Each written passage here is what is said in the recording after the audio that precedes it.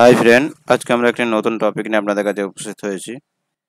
তো আজকের ভিডিওটিতে আমরা দেখব যে আপনারা যারা অনলাইনের মাধ্যমে বার্থ সার্টিফিকেট আবেদন করেছেন এবং তাদের বার্থ সার্টিফিকেট আন্ডার প্রসেসিং দেখাচ্ছে, তো তারা এই আন্ডার প্রসেসিং প্রসেস কীভাবে সমাধান করবেন এবং কী কী ডকুমেন্টস আপনি সাবমিট করলে আপনার এই প্রবলেমটি সলভ হয়ে যাবে তার সম্পূর্ণ ডিটেলস আজকে আমরা লাইভ দেখাবো আপনাকে। তো এই প্রবলেমে আমি নিজে ফেস করেছি, যেহেতু আমি নিজেই প্রবলেমটা ফেস করেছি সেই কারণে আমি একটি ভিডিও তৈরি করছি, যাতে করে আপনারা যারা অনলাইনে সাবমিট করেছেন কিন্তু এখনও পর্যন্ত আপনাদের বার্থ সার্টিফিকেট এখনও পর্যন্ত আপনারা হাতে পাননি, তো কী কী ডকুমেন্ট সাবমিট করলে আপনি বার্থ সার্টিফিকেটটি পেয়ে যাবেন তার সম্পূর্ণ ডিটেলস আজকে ভিডিওটি থাকবে। তো ভিডিওটি স্কিপ না করে সম্পূর্ণ দেখার চেষ্টা করবেন। ভিডিওটি ভালো লাগলে ভিডিওটি লাইক এবং চ্যানেলটি সাবস্ক্রাইব করবেন। তো চলুন সর্বপ্রথম আমি আপনাকে দেখিয়ে দিই। দেখুন, আমরা একটি টোকেন নাম্বার বা আপনার অ্যাপ্লিকেশন নাম্বার, যেটা আমরা এখানে বার্থ সার্টিফিকেট এবং ডেথ সার্টিফিকেটে সার্চ করছি। যে birth certificate death certificate search করে আমি দেখাচ্ছে অ্যাপ্লিকেশন আন্ডার প্রসেস। তো এই অ্যাপ্লিকেশন আন্ডার প্রসেস আপনার দেখালে আপনি কি ডকুমেন্টস আপনি কোথায় জমা করবেন। তো সর্বপ্রথম বলে রাখি, আমি এই অ্যাপ্লিকেশনটি সাবমিট করেছিলাম ফেব্রুয়ারি মাসের 5 থেকে 7 তারিখের মধ্যে, কিন্তু এখনও পর্যন্ত আপনার 6 মাস চলছে, তো এখনও পর্যন্ত এই আন্ডার প্রসেসিং দেখাচ্ছে। তো এই প্রবলেমটি আমি যখন দেখি, তখন আমি আমার বাচ্চা যে যে এরিয়ায় জন্মগ্রহণ করেছিল সেই জন্মের স্থান উলুবেড়িয়া পৌরসভার আন্ডারে। তো যেহেতু উলুবেড়িয়ায় বাচ্চাটি জন্মগ্রহণ করেছিল, তো সেই কারণে আমাকে উলুবেড়িয়া পৌরসভায় একবার যেতে হয়েছিল। এবং সেখানে আমি গিয়ে তাদেরকে জিজ্ঞাসা করি যে স্যার, আমাদের এই ফাইলটি আন্ডার প্রসেসিং দেখাচ্ছে, এর কারণটা কি। তো যিনি ম্যাডাম আমাকে বললেন যে আপনি কি এখানে 100 টাকা চালান করে কাটিয়েছেন এবং আপনার যে ডকুমেন্টসগুলো সেগুলো সাবমিট করেছেন।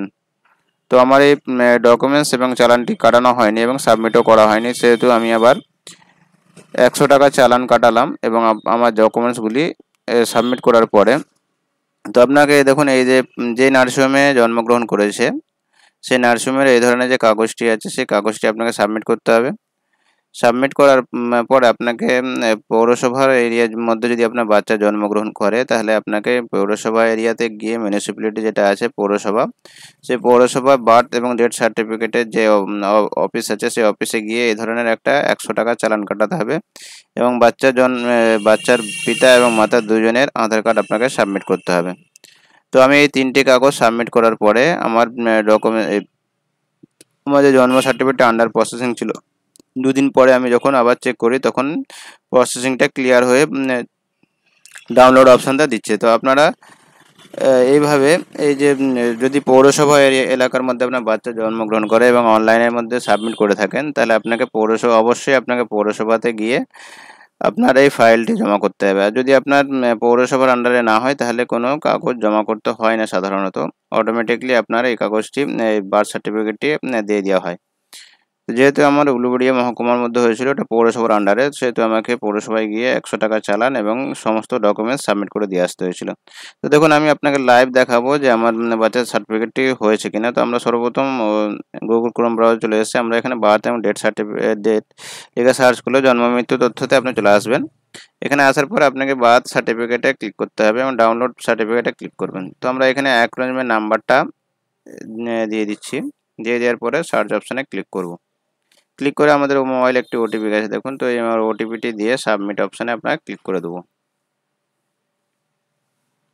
তো সাবমিট অপশানে ক্লিক করার পরে আপনাকে দেখুন ডাউনলোড অপশান দিচ্ছে। তো আমরা ফাইলটি ডাউনলোড করে নিচ্ছি, ডাউনলোড করে ডেস্কটপে সেভ করে নেবো এবং দেখুন আপনার ওপেন করে দেখাচ্ছি এবং নিচের দিকে চলে আসুন। দেখুন আপনার এখানে সার্টিফিকেট নাম্বার দেখাচ্ছে এবং সার্টিফিকেট রেজিস্ট্রেশন ডেট, যেহেতু যে আমি সাবমিট করেছি 3/6/2025-এ ডকুমেন্টসগুলো সাবমিট করেছি, সেহেতু 3/6/2025-এ ডেট দিয়েছে, কিন্তু আমি এই ফাইলটি সাবমিট করেছিলাম 5/2/2025, অর্থাৎ ফেব্রুয়ারি মাসের 5 থেকে 7 তারিখের মধ্যে আমি এই ফাইলটি সাবমিট করেছিলাম।